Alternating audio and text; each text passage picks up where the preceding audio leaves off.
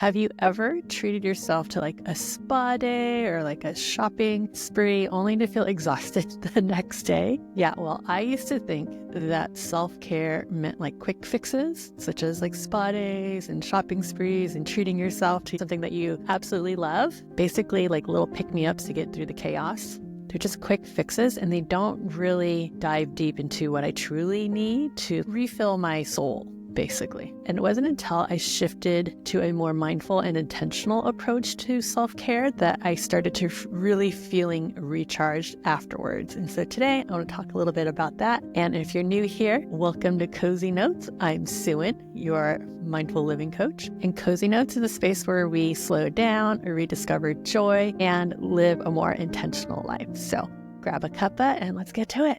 All right, so what's the whole point of self-care? It's to take care of ourselves and to refill our cups and to prevent burnout and stress is basically what it is. And so many of us kind of push it to the side. We don't do it often enough. We don't take care of ourselves. We always say we'll do it later. And then eventually later never happens. So instead of pushing it aside, we need to start incorporating it into our lives daily. But then or even weekly or what have you. But the thing is that there's different types of self-care. There's the fluffy self-care that feels good on the surface, but it's not really, it doesn't really go deep. It doesn't penetrate deep. Whereas other types of self-care that really refills your cup, that's soul searching and just nourishing is basically what it is. You want to nourish your body. And yeah, buying a new outfit is awesome. Buying new boots to go with your new outfit, it feels awesome at the moment. It's that wonderful dopamine hit, but it doesn't feel good deep down inside of us. It's not nourishing our souls or our being. And so I want to talk about how we can change that, how we can be more mindful about how we take care of ourselves so that we are nourished and we are feeling good about everything. So when I talk about mindful self-care, I'm talking about doing things for ourselves that prevent burnout and stress, doing things for ourselves that allow us to show up fully and be the best version of ourselves for the people that we care about. And it also nurtures our sense of self because, to be honest, a lot of us, mothers especially, we get lost in the whole motherhood trap. And if we have a career as well, we just kind of get lost in these labels as an employee or a business owner, whatever label you have. Maybe you're a teacher, maybe you are an engineer, you're a mother, you're a partner, you are, a good daughter, whatever. We get lost in these labels and we don't really know who we truly are, right? And so I think intentional, mindful self-care is knowing who you truly are without those labels, who you are, and nurturing that person. So I think it's really important us to shift from these quick surface level self-care, routines. So I think it's really important to shift from these I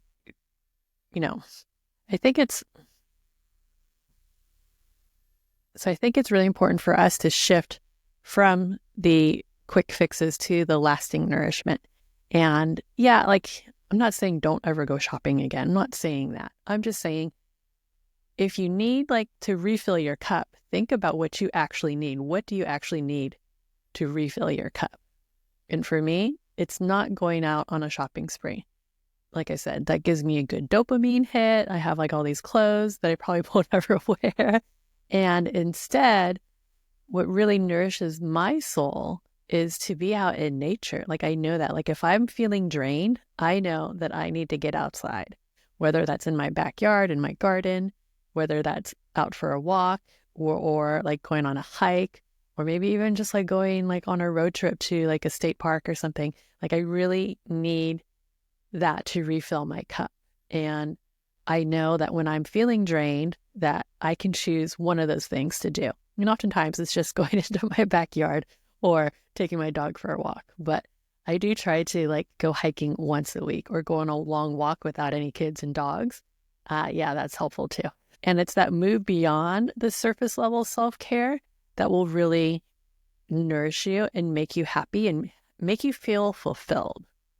I mean, that's what we want, is to feel fulfilled and find delight in life, And when we are drained, we don't find delight.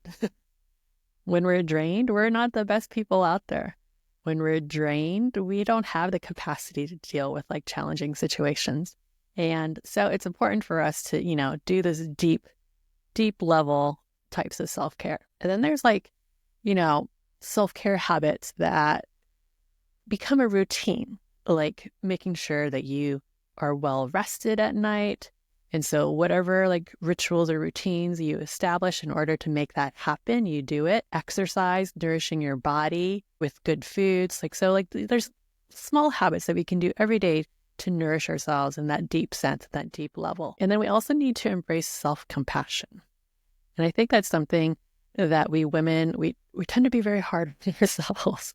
We tend to be very, very hard on ourselves and feel like that we should be doing more or could have done more. We tend to overthink at night. I don't know about you, but sometimes at night I overthink things, think about how something played out and how it could have been played out better and what I could have said or what could I have done, et cetera, et cetera.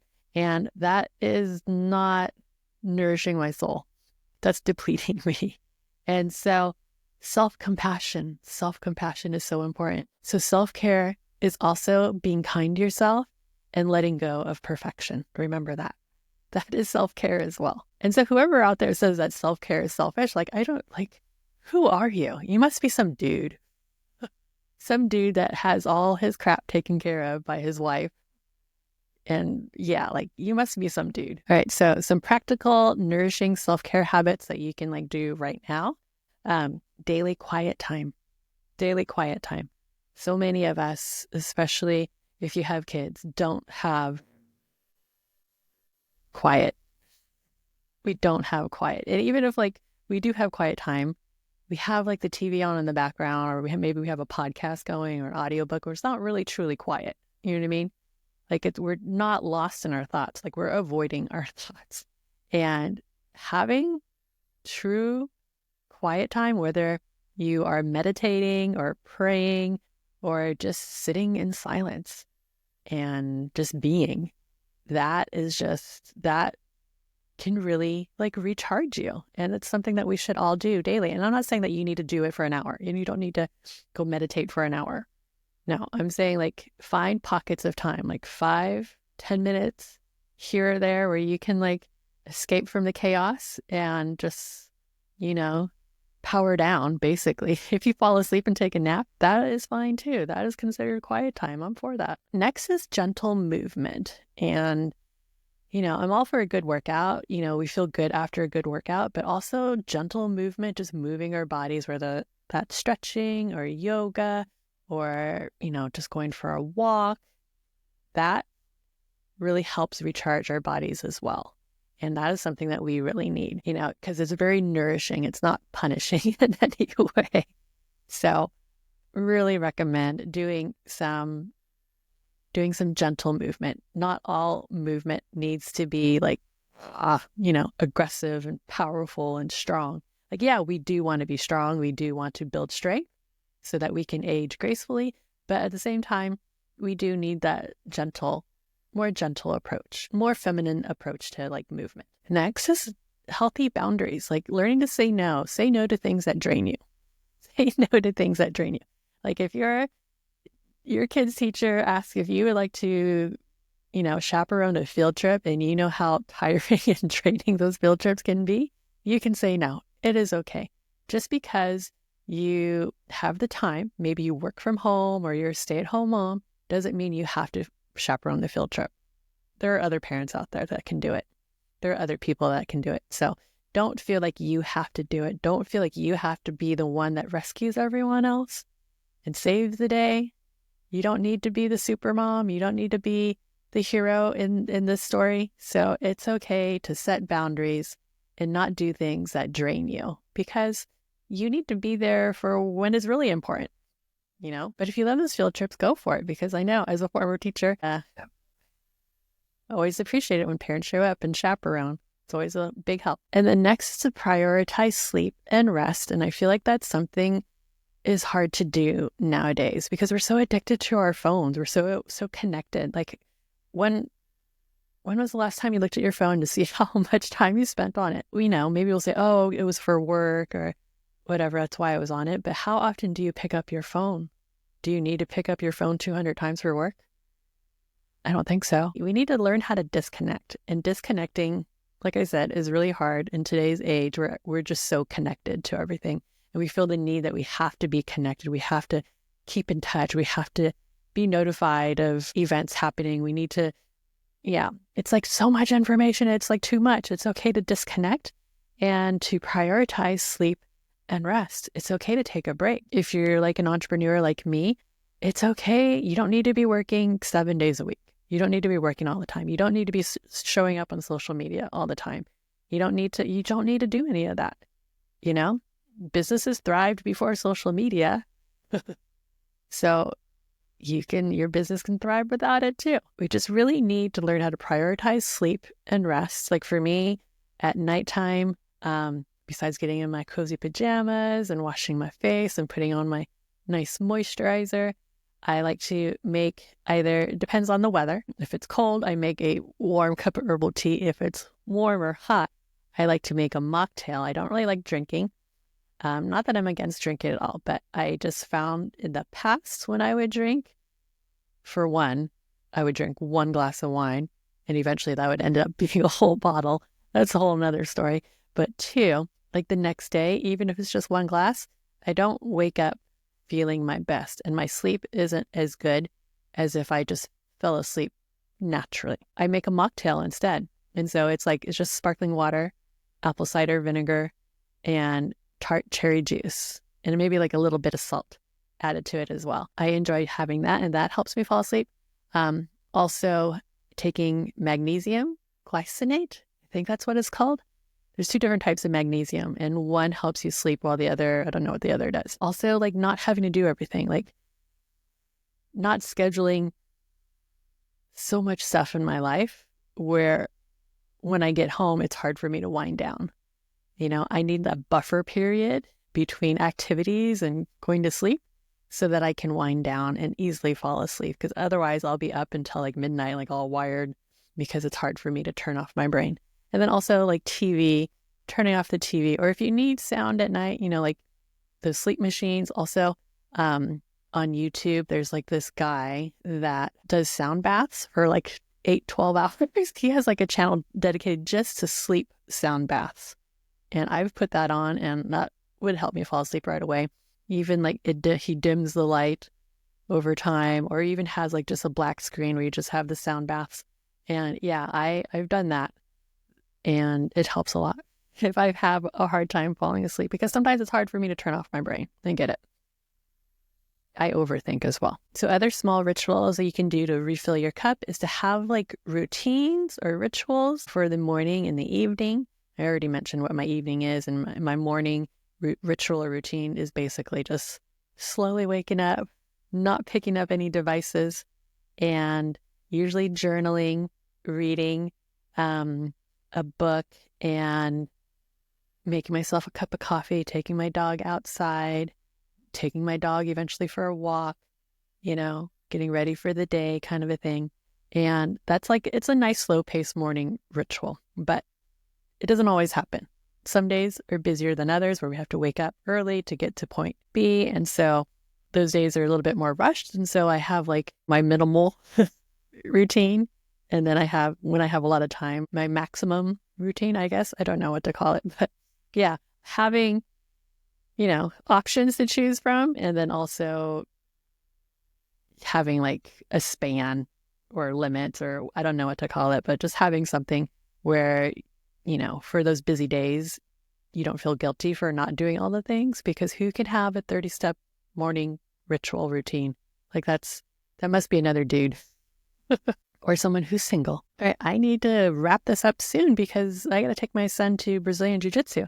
Next is to savor small comforts, cozy little corners, lighting candles, a warm mug of tea, taking a few deep breaths, and listening to calm music or music that just calms you down, whatever that may be. And then also connect with nature. I know for some of us that may be hard to do because we live in cities or like in the suburbs. We don't really have natural environments. They're usually man-made natural environments. And so, yeah, it's kind of hard to connect there, but just even taking a few minutes to breathe fresh air, get out of your house. I know so many people who don't leave their house. Like if they work from home, they don't really leave their house like during the day at all. Or they don't open up their blinds, like just leave all their curtains closed and just have artificial light. And yeah, open up your blinds, go outside, take some deep breaths and soak in the sunlight, the morning sunlight. That is like the best, pick me up there is, I think, is to be outside, even when it's cold and just face the sun. You don't need to put any sunblock or anything on because usually the morning sun is not as harsh as afternoon sun. And so, yeah, get some sun. Sunlight is good for you. And then circling back to self-compassion, I want to talk about how we need to let go of the perfect self-care. Like we think, oh, we got to do things perfectly and exactly how something I planned it to be, and it doesn't work out. And then now I'm so upset. Like, no, just let go of that perfection. Maybe you had planned on, going on an hour hike and instead you can only do 15 minutes. At least you're outside. That's good enough. Okay. There's always next time, the next week to do it. So like, don't get upset if things don't go according to how you want it to go or how you perceive it should be going. And the next is to be patient with yourself. Like another nourishing self-care activity that I like to do is art, and I'm not a good artist. I've been creating art pretty much all my life, and I'm still not the greatest, but I'm being patient with myself. I'm learning. I have that beginner's mindset where I'm learning and I'm creating and I'm thinking outside the box, and it's filling my cup. And even though it's not art that I could sell, even though if it were, I probably wouldn't, it's just, I'm creating art for myself. The act of creating is what nourishes me, and it's not the end result. So be patient with yourself and then celebrate the small wins, the small steps, the small journey that you're making. So like not everything has to be a big giant leap. And I think that's another thing that we think things should be. Whenever we make progress, they should be big giant leaps of progress, not little tiny snail steps of progress. So yeah, celebrate the small wins. So like if you woke up and you went for a walk for 10 minutes, congratulate yourself. Don't be hard on yourself because you didn't get 10,000 steps that day. At least you got outside and you walked for 10 minutes. That's better than not walking for 10 minutes. And remember, they all add up after a while. It all adds up. And the more you do it, the more it becomes a habit, and then it becomes easier.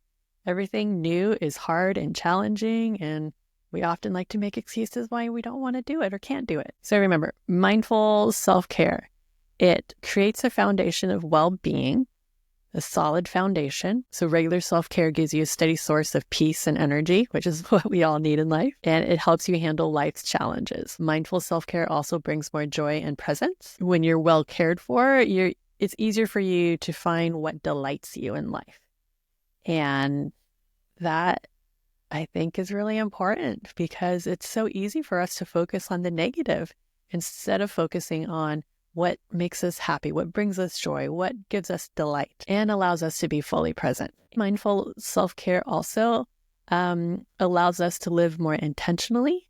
We're more grounded and we're more aligned with our values, and our actions match our values because that's what we're aiming for, because that's what feels good when our actions align with our values. So I encourage you to choose one self-care habit, nourishing self-care habit to do this week, and just do it. Schedule it in and do it. Even if it's for 5 or 10 minutes, do it. Just do it. Remember, self-care is about filling your own cup so that you can show up fully, and it's not just something to treat yourself with. So if you enjoyed this episode, make sure you subscribe, leave a comment, leave a review, depending on what platform you're listening or watching this on, and I'll catch you guys in the next one. Ciao.